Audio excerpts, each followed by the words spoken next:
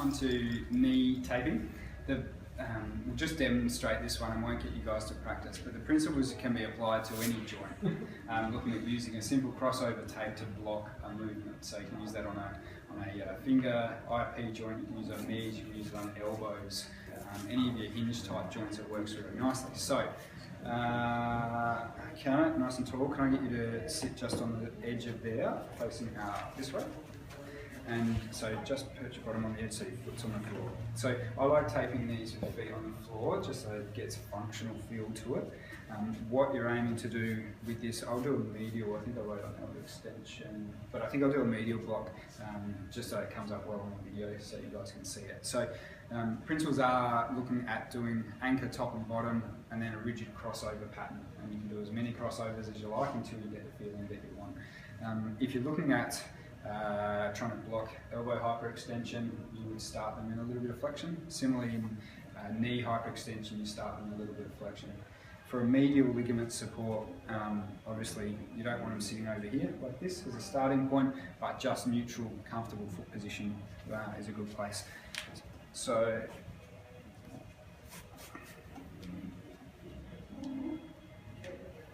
really important here that your anchors are only laid on the skin again.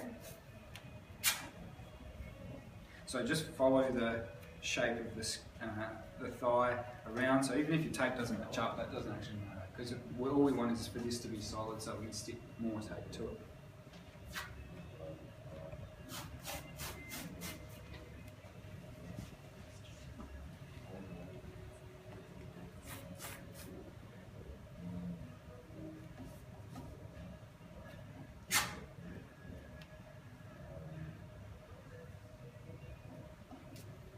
So we've got a couple of anchors on. So rigid tape, we're going to hold the bottom piece on, pull it up really tight and then just press it onto the skin. With a medial, the other thing you may want to do is sort of overdo the supination through the foot so the knee turns out and it does give a little bit more of a closed position for the inside of the knee.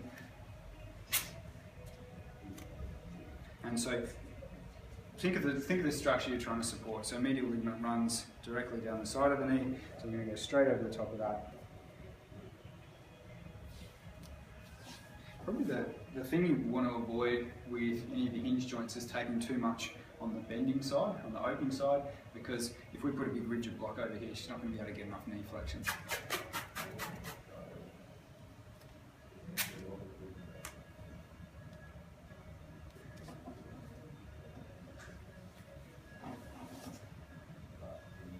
So you can see how far forwards that starts to still get a really nice spread crossover.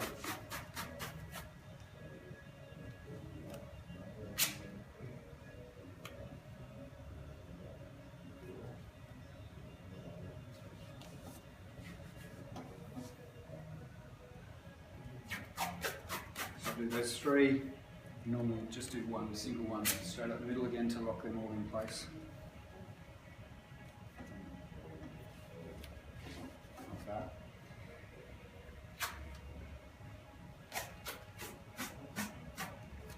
And then anchors top and bottom again.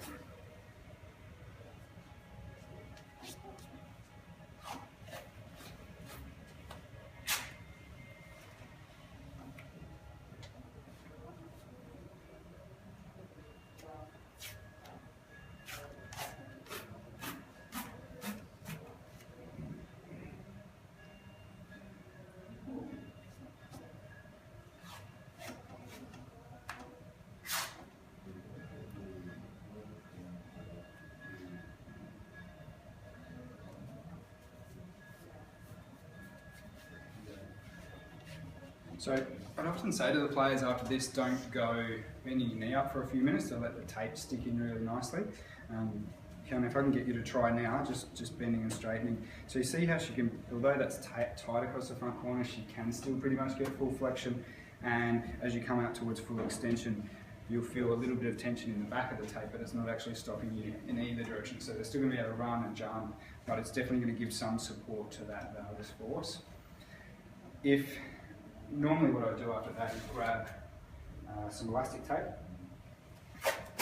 Now again, this might be individual player preference. but I've just reinforced that with elastic tape. So starting across the front of the shin, and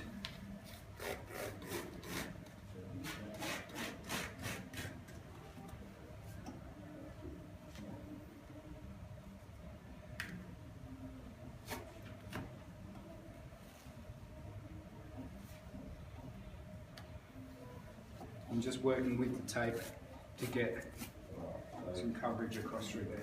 So it ends up that if you're doing elastic tape on hinge joints like this, you could go around as many times as you need to do that. But the actual crossover points are over where you need the support, and where the tape runs can end up being quite a long way away from the joint. So you can end up with tape here and here to support a lateral ligament.